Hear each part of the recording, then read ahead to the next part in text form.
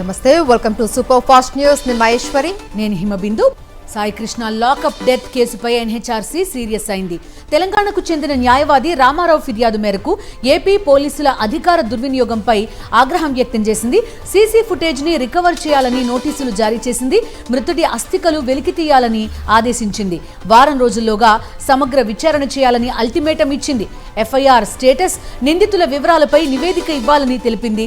పోలీసులు మానవ హక్కుల నిబంధనలను ఉల్లంఘించారని ఆగ్రహం వ్యక్తం చేసింది ఎన్హెచ్ఆర్సీ.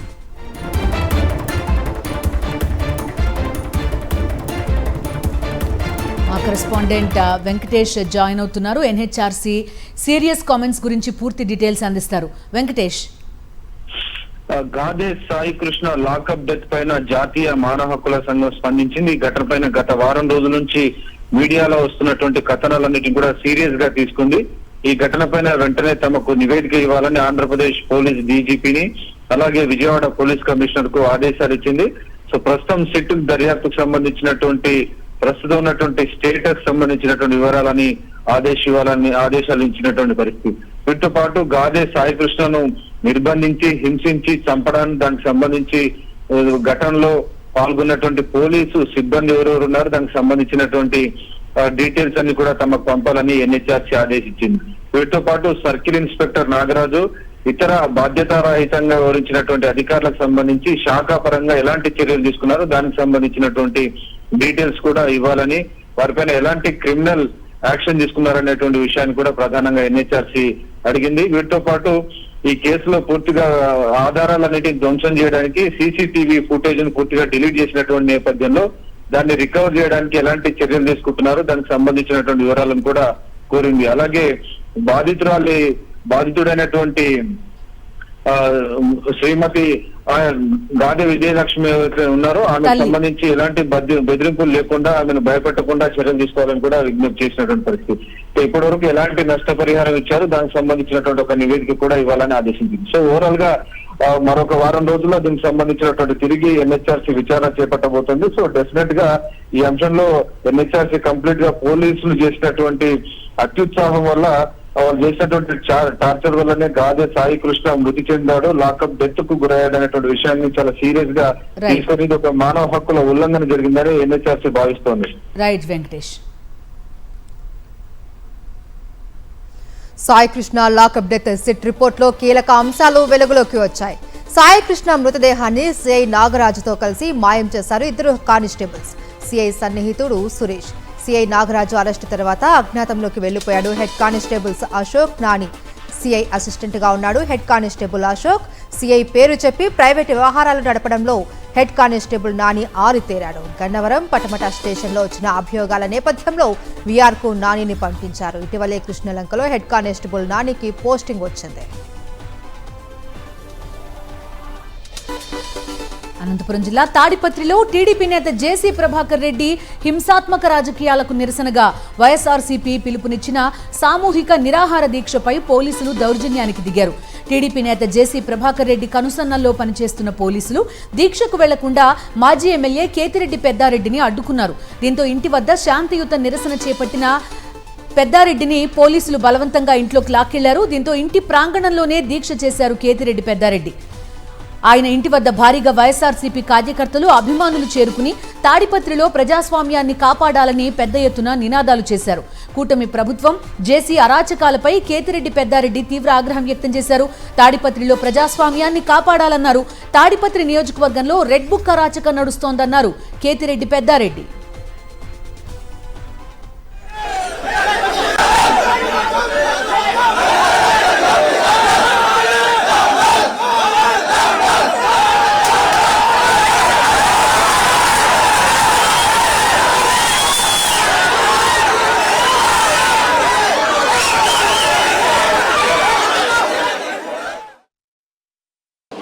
మన పార్టీ ప్రోగ్రాములు మన మీద అక్రమ కేసులు తొలగేంత వరకు ఏదో మండలంలోనో తాడిపత్రిలోనో మనం నిరసన వ్యక్తం చేసేదానికి అందరూ సంసిద్ధంగా ఉండాలి.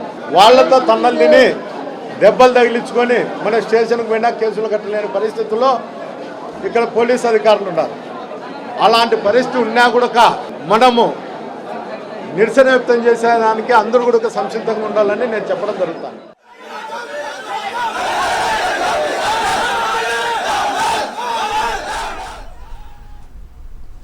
రాష్ట్రానికి చంద్రబాబు అన్యాయం చేస్తూ ఉన్నారని మండిపడ్డారు మాజీ మంత్రి కాకాని గోవర్ధన్ రెడ్డి.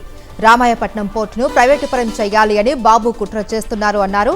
అనేక ప్రజా పోరాటాలతో రామాయపట్నం పోర్టు వచ్చిందని, వైఎస్ జగన్ హయాంలో 80 నుంచి 90% పనులు జగన్ హయాంలో పూర్తయ్యాయని స్పష్టం చేశారు కాకాని. ఏదైతే జగన్మోహన్ రెడ్డి గారి హయాంలో రామాయపట్నం, మచిలీపట్నం, మూలపేట పోర్టులకు శ్రీకారం చుట్టాడో, వాటిని పనులు పరుగులు పెట్టించాడో ఆ రోజు ముఖ్యమంత్రిగా జగన్మోహన్ రెడ్డి గారు. ఈరోజు జగన్మోహన్ రెడ్డి గారికి ఎక్కడ క్రెడిట్ వస్తుందో, ఈ పనులన్నీ పూర్తయితే జగన్మోహన్ రెడ్డి గారి హయాంలో ఈ 3 పోర్టులు పూర్తయ్యాయనేటువంటిది ప్రజలు మాట్లాడుకుంటారు, చర్చిస్తారు. ప్రజలు జగన్మోహన్ రెడ్డి గారికి మంచి పేరు వస్తుందనేటువంటి కడుపు మంటతో ఈరోజు చంద్రబాబు నాయుడు గారు వాటిని నిర్వీర్యం చేయడం కాకుండా, నిర్లక్ష్యం ప్రదర్శించడమే కాకుండా వాటిని ప్రైవేటు పరం చేయాలనేటువంటిది ఈరోజు నిజంగా దురదృష్టకరమైనటువంటి పరిణామం. తిరుపతిలో దామినేడు భూముల కేంద్రంగా కూటమి సర్కార్ చేస్తున్న కుట్రలపై మండిపడ్డారు టీటీడీ మాజీ చైర్మన్ భూమన కరుణాకర్ రెడ్డి. దామినేడు వద్ద ఉన్న 22 ఎకరాల విలువైన భూమిని కార్పొరేట్ సంస్థలకు కట్టబెట్టేందుకు చంద్రబాబు సర్కార్ కుట్ర పన్నిందని భూమన ఆరోపించారు.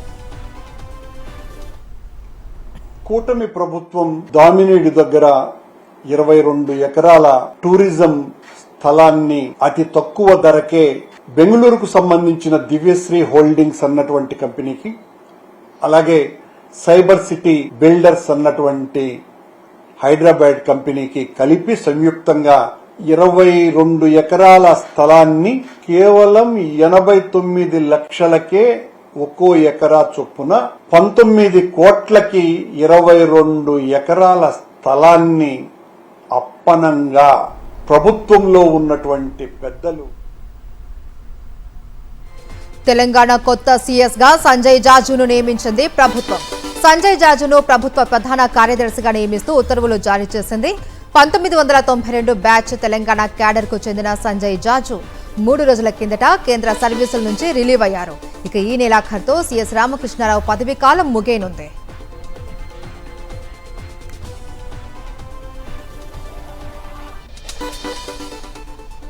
తెలంగాణలో పలువురు ఐఏఎస్ అధికారులు బదిలీ అయ్యారు. సీఎం రేవంత్ సలహాదారుగా కె రామకృష్ణారావును నియమిస్తూ ప్రభుత్వం ఉత్తర్వులు జారీ చేసింది. ఇన్వెస్ట్ తెలంగాణ సీఈఓగా అజిత్ రెడ్డిని నియమించారు. సీఎం రేవంత్ ప్రిన్సిపల్ సెక్రటరీగా ఎన్ శ్రీధర్, పర్యావరణ అటవీ శాఖ ప్రిన్సిపల్ సెక్రటరీగా శైలజ రామయ్యర్, టూరిజం శాఖ డైరెక్టర్గా కె విద్యాసాగర్, జీడబ్ల్యూహెచ్సి కమిషనర్గా టి వెంకన్న, రోడ్లు భవనాల శాఖ స్పెషల్ సెక్రటరీగా కె గంగాధర్ను నియమిస్తూ ప్రభుత్వం ఉత్తర్వులు జారీ చేసింది. వికారాబాద్ జిల్లా పరిగి నియోజకవర్గ బీఆర్ఎస్ సమావేశంలో సీఎం రేవంత్ రెడ్డికి సవాల్ విసిరారు కేటీఆర్. ఇచ్చిన మాట ప్రకారం రాష్ట్రంలోని 1,67,00,000 మంది మహిళలకు నెలకు 2,500 చొప్పున ఒక్కొక్కరికి 1,50,000 రూపాయలు ఇవ్వాలి అని డిమాండ్ చేశారు. అలా చేస్తే శాశ్వతంగా రాజకీయ సన్యాసం తీసుకుంటాను అని కేటీఆర్ సవాల్ విసిరారు. నేను రేవంత్ రెడ్డి గారికి ఇవాళ పరిగి వేదికగా విజ్ఞప్తి చేస్తా ఉన్నా, సవాల్ చేస్తా ఉన్నా. రేవంత్ రెడ్డి గారు 1,00,00,000 మంది మహిళలకు కోటీశ్వర్లు అన్నావు కదా, నేను మిమ్మల్ని అడుగుతా ఉన్నా, నిజంగా నీ మాటల్లో 1% చిత్తశుద్ధి ఉన్నా ఒక పని చేయి. కోటీశ్వర్లు చేసుడు దేవుడెరుగు, లక్షాధికారులు చేయవాలని ముందైతే. తుంగభద్ర విషయంలో బీఆర్ఎస్ కాంగ్రెస్ పార్టీలు తెలంగాణను మోసం చేశాయని ఆరోపించారు. బీజేపీ రాష్ట్ర చీఫ్ రామచంద్రరావు తుంగభద్ర అంశంపై ప్రభుత్వం పూర్తి వివరాలు వెల్లడించాలన్నారు. కేసీఆర్ గారు మళ్ళీ ఆ రోజు మనకు రావాల్సిన వాటా కన్నా తక్కువ ఒప్పుకొని వారు సంతకాలు పెట్టడము ఇవన్నీ కూడా ఉన్నాయి. కాబట్టి ఈరోజు తెలంగాణ ప్రజలకు తుంగభద్ర విషయంలో, మెయిన్గా ఆర్డీఎస్ ప్రాజెక్టు విషయంలో భారతీయ జనతా పార్టీ అడిగేది ఒకటే, కేంద్ర ప్రభుత్వం ఎప్పుడు కూడా రాష్ట్ర ప్రభుత్వానికి, రాష్ట్రాలకు ఏవైనా డిస్ప్యూట్స్ వస్తే మేము ఎంపైర్గా మధ్యవర్తం వహించి ఎన్నోసార్లు ప్రయత్నం చేసినాం. గత ప్రభుత్వం కూడా చాలాసార్లు సుప్రీంకోర్టు పోయి అటు పోయి అన్ని రకరకాలైనటువంటి డిలే చేసినాయి ప్రాజెక్ట్స్ మీద. కాంగ్రెస్ సర్కారుపై విమర్శనాస్త్రాలు సంధించారు బీఆర్ఎస్ ప్రధాన కార్యదర్శి జీవన్ రెడ్డి. రాష్ట్ర ప్రభుత్వం ఫీజు రియంబర్స్మెంట్ బకాయిలు చెల్లించకపోవడంతో విద్యార్థులు తీవ్ర ఇబ్బందులు ఎదుర్కొంటూ ఉన్నారని మండిపడ్డారు. ఫీజు రియంబర్స్మెంట్ బకాయిలు దాదాపు 10,000 కోట్ల వరకు ఉన్నాయన్నారు. రాష్ట్రంలో కాంగ్రెస్ ప్రభుత్వం ఏర్పడి దాదాపు 30 మాసాలు గడుస్తుంది. వీళ్ళు ఈ 30 మాసాల కాలంలో ఏదైతున్నదో వీళ్ళు ఫీజు రీయింబర్స్మెంట్ పథకానికి సంబంధించిన నిధులు విడుదల చేయబడలేకపోవడంతో వీళ్ళు విద్యార్థుల చేరికలో కొనసాగింపులో ఆటంకాలు ఏర్పడటంతో పాటుగా వీళ్ళు చివరికి వాళ్ళ విద్య పీరియడ్ ముగిసి సర్టిఫికేట్ పొందుదామన్నా పొందలేకపోతున్నారు అంటూ నేను. డ్రగ్స్ రహిత తెలంగాణ అందరి ధ్యేయమని పిలుపునిచ్చారు డిప్యూటీ సీఎం భట్టి విక్రమార్క. అందరూ కలిసికట్టుగా డ్రగ్స్ నిర్మూలనకు కృషి చేయాలన్నారు. మాదక ద్రవ్యాల నిర్మూలనకు ప్రభుత్వం కట్టుబడి ఉందని, ఈగల్ ఫోర్స్ కు అన్ని విధాలా సహకరిస్తుందని తెలిపారు. శిల్పకళా వేదికలో జరిగిన యాంటీ డ్రగ్స్ దినోత్సవంలో డిప్యూటీ సీఎం భట్టితో పాటు హీరోయిన్ మీనాక్షి చౌదరి, మంత్రి Ponnam, DGP CV Anand, eagle force director Sandeep Sandilya హాజరయ్యారు.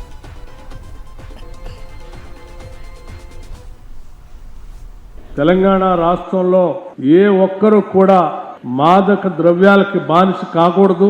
మాదక ద్రవ్యాలు ఈ రాష్ట్రంలో అమ్మటానికి వీల్లేదు. మన గురించి ఆలోచన చేస్తూ పనిచేస్తున్నటువంటి ఈ ఈగల్ ఫోర్స్ని నేను అభినందిస్తూనే రాష్ట్ర ప్రభుత్వం ఎటువంటి కఠిన నిర్ణయాలు తీసుకోవటానికి వెనకాడదని మాత్రం నేను చాలా స్పష్టంగా చెప్పదలుచుకున్నాను.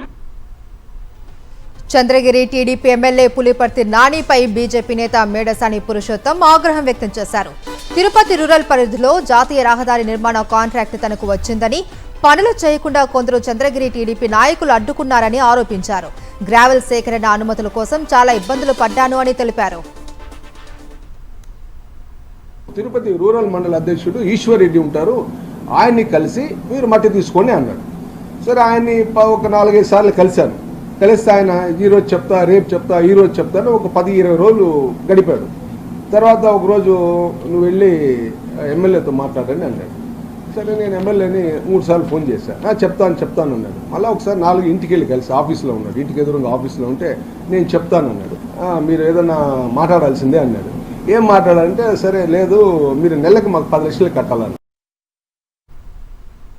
ప్రైవేటీకరణను వ్యతిరేకిస్తూ 2వ దశ ఉద్యమానికి సిద్ధమైంది ఏపీఎస్ఆర్టీసీ జేఏసీ. ఈ నెల 28న ఆర్టీసీ జేఏసీ రాష్ట్ర సమావేశంలో ఉద్యమ కార్యాచరణ ప్రకటించనున్నారు ఉద్యోగులు. ఆర్టీసీలో ఎలక్ట్రిక్ బస్సులు, డిపోలు, ఆస్తుల ప్రైవేటీకరణ విరమించుకోవాలని ప్రత్యేక పోరాటానికి సిద్ధమయ్యారు. ఆర్టీసీ ఉద్యోగుల పెండింగ్ సమస్యలను పరిష్కరించాలని ప్రభుత్వం స్పష్టమైన హామీ ఇవ్వాలని కోరుతున్నారు. ఉద్యమాన్ని మరింత ఉధృతం చేసే కార్యాచరణపై ఈ నెల 28న కీలక నిర్ణయం తీసుకోనున్నారు. ఆర్టీసీ పరిరక్షణ, ఉద్యోగుల హక్కుల సాధనే లక్ష్యంగా పోరాటం చేయనున్నట్టు తెలిపారు.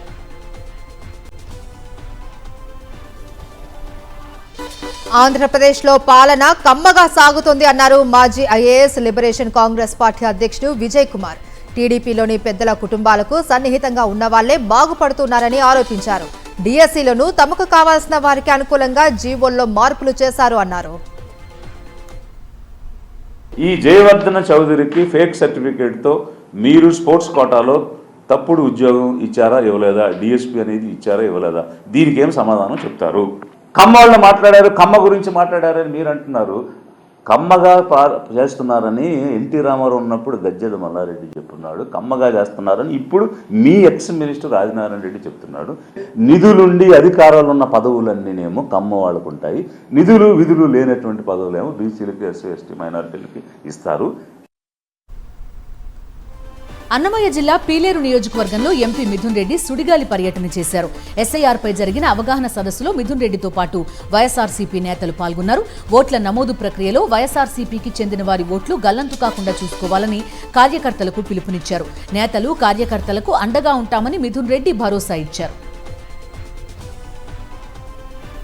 గిరిజన యువతలో సహజ సిద్ధమైన క్రీడా ప్రతిభ ఉంది అని, వారికి సరైన ప్రోత్సాహం అందిస్తే జాతీయ, అంతర్జాతీయ స్థాయిలో రాణించగలరు అని అన్నారు అరకు ఎంపీ తనూజారాణి. 30 లక్షల రూపాయలతో అరకు స్థానిక వాలీబాల్ గ్రౌండ్ అభివృద్ధికి శ్రీకారం చుట్టారు ఆమె. పార్టీ సీనియర్ నాయకుడు వైవి సుబ్బారెడ్డి సహకారంతో ఈ నిధులు మంజూరయ్యాయని ఎంపీ తెలిపారు. భవిష్యత్తులో కూడా ఇతర ప్రాంతాలలో క్రీడా మౌలిక సదుపాయాల కోసం ప్రత్యేక నిధులు తీసుకొస్తామని హామీ ఇచ్చారు ఎంపీ తనూజారాణి. దీని వెనుక ఉన్న కర్త కర్మ క్రియ అంతా కూడా గౌరవనీయులు పెద్దలు అయిన సుబ్బారెడ్డి సార్ గారికి మనమందరూ కూడా ఎప్పటికీ రుణపడి ఉంటాం. మరొకసారి కృతజ్ఞతలు తెలియజేసుకోవాలి. అరకులోని వాలీబాల్ కోర్ట్ ఒకటి మనము ఇచ్చామని అంటే అక్కడ మంచి మంచి ప్లేయర్స్ ఉన్నారు, చాలా బాగా ఆడతారు సార్ అని చెప్పి నేను చెప్పగానే వితిన్ 2 days లో ఆయన నాకు అరకు వ్యాలీ వాలీబాల్ కి 30 lakhs ఇవ్వడం జరిగింది. ఏపీలో ఏ మారుమూల ప్రాంతానికి వెళ్లినా మద్యం దొరుకుతోందని, రైతులకు ఎరువులు మాత్రం దొరకడం లేదన్నారు వైఎస్ఆర్సీపీ రాష్ట్ర ప్రధాన కార్యదర్శి ఎంవీఎస్ నాగిరెడ్డి. రాష్ట్రంలో ఎరువుల కొరత తీవ్రంగా ఉందని, సంక్షోభం రాకుండా చూడాలన్నారు. కూటమి ప్రభుత్వం వ్యవసాయ రంగాన్ని పట్టించుకోవడం లేదని, కౌలు రైతుల పరిస్థితి దయనీయంగా ఉందన్నారు. వ్యవసాయం సాగు చేయడం కోసం, ఈ ప్రజలకు తిండి పెట్టడానికి కోసం నా డబ్బులతో కౌలు రైతు తన సొంత కష్టార్జితంతో వ్యవసాయానికి అవసరమైన ఎరువు కొంటాను అంటే దాన్ని అందించడానికి ఇన్ని ఆంక్షలా? ఎక్కడన్నా ఈ రసాయనిక ఎరువును తీసుకెళ్లి ఎవరైనా పిండి వంటలు వాడుకుంటారా, లేకపోతే హార్లిక్స్ లాగా కలిపి తాగుతారా?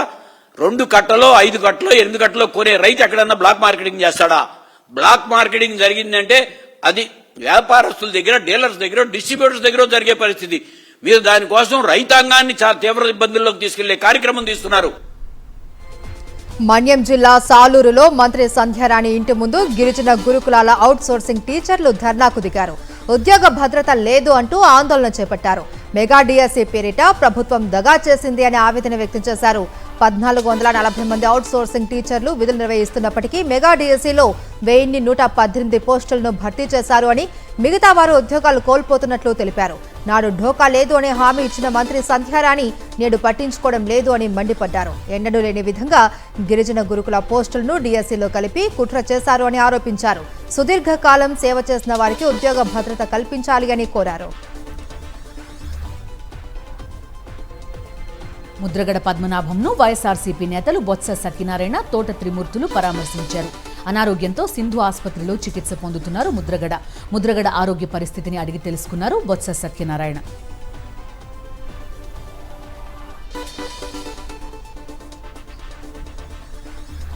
సింహాచలంలో రాధా గాయత్రి, శ్రీచరణ్ కుటుంబాల మధ్య వాగ్వాదం నెలకొంది. శ్రీచరణ్ కుటుంబాన్ని రాధా గాయత్రి ఫ్యామిలీ నిలదీసింది. శ్రీచరణ్ ఎక్కడున్నాడో చెప్పాలి అని రాధా గాయత్రి పేరెంట్స్ ఆందోళనకు దిగారు. హత్య చేసి శ్రీచరణ్ తప్పించుకు తిరుగుతున్నాడని ఆగ్రహం వ్యక్తం చేశారు. ఇటీవల ముసోరిలో రాధా గాయత్రి అనుమానాస్పదంగా మృతి చెందింది. తనపై ఆరోపణలు రావడంతో 2 రోజుల నుంచి అజ్ఞాతంలోకి వెళ్లాడు ఆమె భర్త శ్రీచరణ్. యాదాద్రి భువనగిరి జిల్లా ఆత్మకూరులో ఉద్రిక్త పరిస్థితి ఏర్పడింది. ఇటీవల వివాహిత స్వరూప భర్త పిల్లలను వదిలేసి ప్రియుడితో వెళ్లిపోయింది. స్వరూప తల్లిదండ్రులు పోలీసులకు ఫిర్యాదు చేయడంతో స్వరూపను తల్లిదండ్రుల వద్ద వదిలేసి వెళ్లాడు ప్రియుడు. ఈ క్రమంలో మనస్తాపం చెందిన స్వరూప బంధువుల ఇంట్లో ఉరేసుకుని ఆత్మహత్య చేసుకుంది. స్వరూప ఆత్మహత్యకు ప్రియుడు మల్లారెడ్డే కారణమని, స్వరూప పిల్లలకు న్యాయం చేయాలని డిమాండ్ చేస్తూ కుటుంబ సభ్యులు, బంధువులు, గ్రామస్తులు పెద్ద ఎత్తున ఆత్మకూరు చౌరాస్తాలో మృతదేహంతో ఆందోళనకు దిగారు. పోలీసులు ఎంత నచ్చజెప్పినా వినకపోవడంతో లాఠీచార్జ్ చేయాల్సిన పరిస్థితి ఏర్పడింది.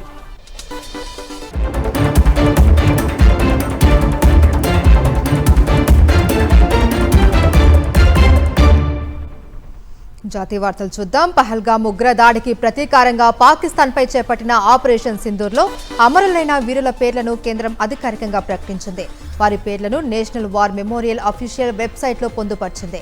ఆపరేషన్ సింధూర్లో 5 ఆర్మీ అధికారులతో పాటు ఓ అగ్నివీర్ వీర మరణం పొందారు.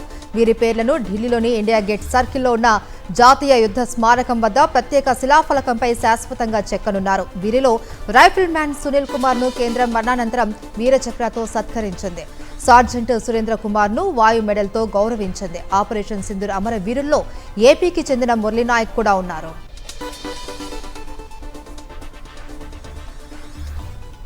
విరాళాల వివాదం అయోధ్యను కుదిపేస్తోంది. కేసులో తాజాగా కీలక పరిణామం. Ayodhya trust general secretary Champat Rai రాజీనామా చేశారు. విరాళాల చోరీ కేసులో ఆయన డ్రైవర్ని టిన్ను యాదవ్ను సిట్ అరెస్ట్ చేసిన నేపథ్యంలో నైతిక బాధ్యత వహిస్తూ చంపత్ రాయ్ రాజీనామా సమర్పించారు. అలాగే రామ జన్మభూమి ట్రస్ట్ సభ్యులు అనిల్ మిశ్రా కూడా రాజీనామా చేశారు. భక్తులు సమర్పించిన విరాళాలను కాజేశారన్న ఆరోపణల కేసును విచారిస్తున్న ప్రత్యేక దర్యాప్తు బృందం ఇప్పటికే 8 మందిని అరెస్టు చేసింది. అయోధ్య రామాలయంలో కానుకలు, నిధుల దుర్వినియోగంపై యూపీ సీఎం యోగి ఆదిత్యనాథ్ స్పందించారు. సిట్ దర్యాప్తు ముమ్మరం చేసిందని, బాధ్యులైన ఎవరిని ఉపేక్షించబోము అని స్పష్టం చేశారు. సనాతన ధర్మం ప్రజల విశ్వాసాన్ని నిలబెట్టడంలో ప్రభుత్వం చిత్తశుద్ధితో పనిచేస్తుందని పేర్కొన్నారు. ఇది భక్తుల మనోభావాలకు, విశ్వాసానికి సంబంధించిన విషయమన్నారు యోగి ఆదిత్యనాథ్. కేంద్ర మంత్రివర్గ పునర్వ్యవస్థీకరణకు కౌంట్ డౌన్ మొదలైంది. జూలై తొలి వారంలో కేబినెట్ రీషఫల్ ఉంటుందని సమాచారం. రేపటి నుంచి ఈ నెల 29 వరకు ప్రధాని మోదీ సీషెల్స్ లో పర్యటించనున్నారు. విదేశీ పర్యటన నుంచి ప్రధాని తిరిగి రాగానే మంత్రివర్గ పునర్వ్యవస్థీకరణ ఉంటుందని తెలుస్తోంది. పనితీరు, రాబోయే ఎన్నికలు తదితర అంశాల ఆధారంగా కేంద్ర మంత్రివర్గంలో భారీ మార్పులు ఉంటాయని ఢిల్లీ వర్గాలు చెబుతున్నాయి.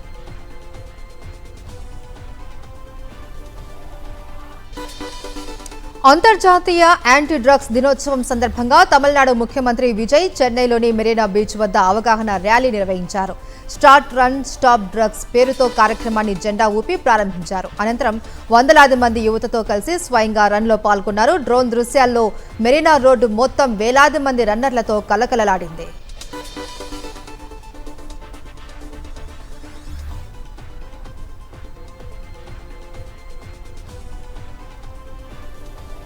పూణే బిజినెస్ మ్యాన్ కేతన్ అగర్వాల్ హత్య కేసులో రోజుకో కొత్త విషయం వెలుగులోకి వస్తోంది. సియా గోయల్ బాయ్ ఫ్రెండ్ చేతన్ చౌదరి చుట్టూ ఉచ్చు బిగుస్తోంది. లోహగఢ్ కోటలో కేతన్ను హత్య చేయాలని చేతనే ప్రేరేపించాడని, లేదంటే జూన్ 14న అతన్ని అంతమొందించడానికి ప్రయత్నించిన విషయాన్ని బయట పెడతానని బెదిరించాడని పోలీసులు వెల్లడించారు.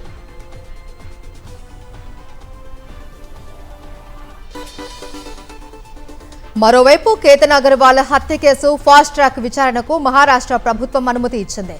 రాజ్యసభ సభ్యుడు, ప్రముఖ న్యాయవాది ఉజ్వల్ నికమ్ని స్పెషల్ పబ్లిక్ ప్రాసిక్యూటర్గా నియమించింది. కేతన్ తండ్రి విశాల్ అగర్వాల్ సీఎం ఫడ్నవీస్ ను కలిసి న్యాయం చేయాలి అని కోరారు. బాధ్యులకు కఠిన శిక్షలు పడేలా చర్యలు చేపట్టాలి అని విజ్ఞప్తి చేశారు. ఈ నేపథ్యంలోనే ఫాస్ట్ ట్రాక్ విచారణకు ఆదేశాలు ఇచ్చిన సీఎం ఫడ్నవీస్ ఉజ్వల్ నికమ్ను ప్రత్యేక పీపీగా నియమించేందుకు ఆమోదం తెలిపారు. ప్రముఖ న్యాయవాది ఉజ్వల్ నికమ్ 2008 ముంబై దాడుల కేసు, గుల్షన్ కుమార్, ప్రమోద్ మహాజన్ మృతి కేసు సహా పలు హై ప్రొఫైల్ కేసులు వాదించారు.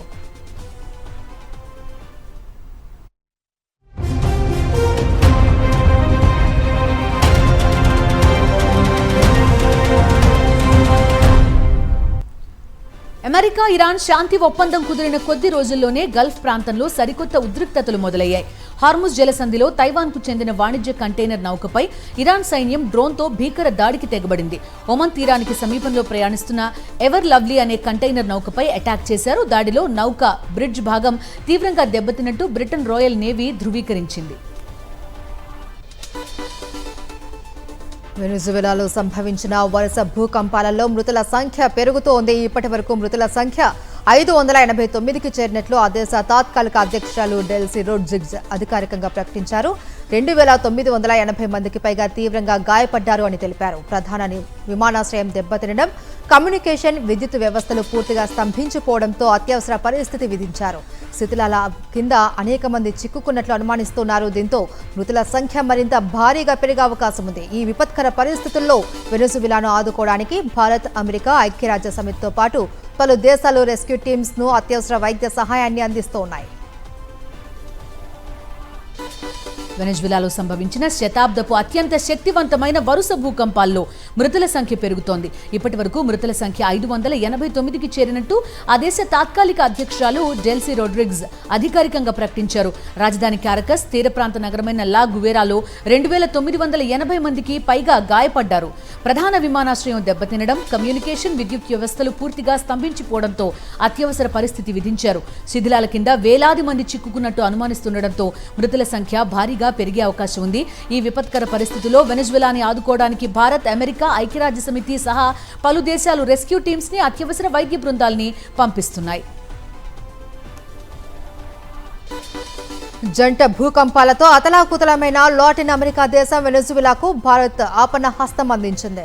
2 వాయుసేన విమానాలలో సహాయ సామాగ్రిని పంపింది. వెనెజువెలా కోసం ఆపరేషన్ అమిస్టాడ్ చేపట్టిన భారత్ 41 మందితో కూడిన ఆర్మీ ఫీల్డ్ హాస్పిటల్ యూనిట్ ను తరలించింది.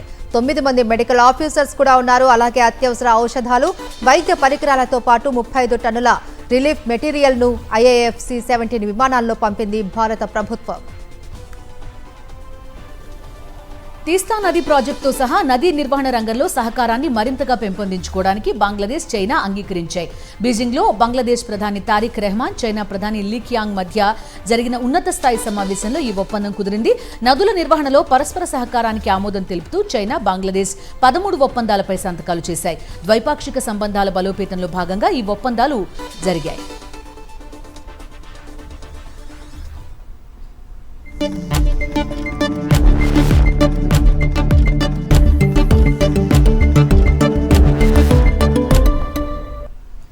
To business updates. దేశంలో డిజిటల్ చెల్లింపుల వినియోగం వేగంగా విస్తరిస్తున్న నేపథ్యంలో క్రెడిట్ కార్డుల సంఖ్య మరో కీలక మైలురాయిని చేరుకుంది.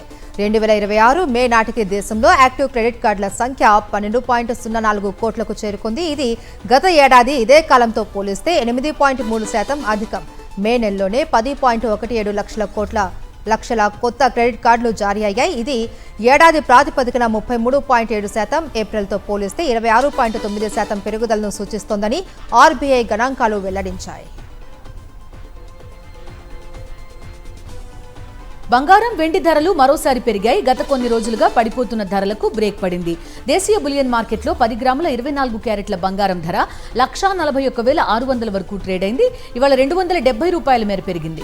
ఇక 22 క్యారెట్ల ధర 1,29,800 ఉండగా నేడు ₹250 పెరుగుదల నమోదు చేసింది. హైదరాబాద్ లో 24 క్యారెట్ల గోల్డ్ రేట్ 1,41,600, 22 క్యారెట్ల రేటు 1,29,800.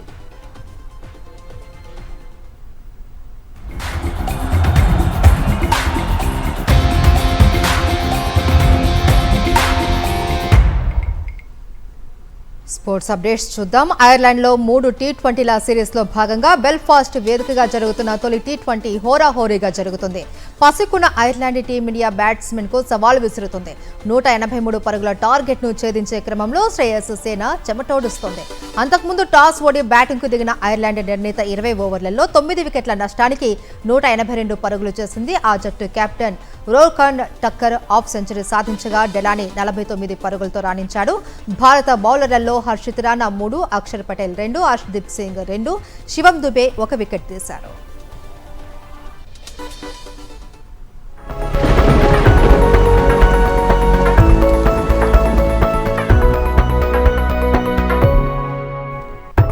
తెలంగాణలో 3 రోజుల పాటు వర్షాలు కురిసే సూచనలు కనిపిస్తున్నాయి. ఇటు ఉత్తర తెలంగాణ పరిసర ప్రాంతాలపై ఉపరితల ఆవర్తనం కొనసాగుతుండడం, అటు కోస్తా ఆంధ్ర నుంచి మధ్య మహారాష్ట్ర వరకు విస్తరించిన ద్రోణి ప్రభావంతో రాష్ట్రంలో వర్షాలు కురిసే అవకాశం ఉందని వాతావరణ శాఖ వెల్లడించింది. ఇవి super fast news updates. Medical కాలేజీలు ఇప్పుడు పోర్టుల వంతు. ప్రైవేటీకరణ జపం చేస్తోందా కూటమి ప్రభుత్వం? మ్యాగజైన్ స్టోరీలో చూద్దాం. Stay tune.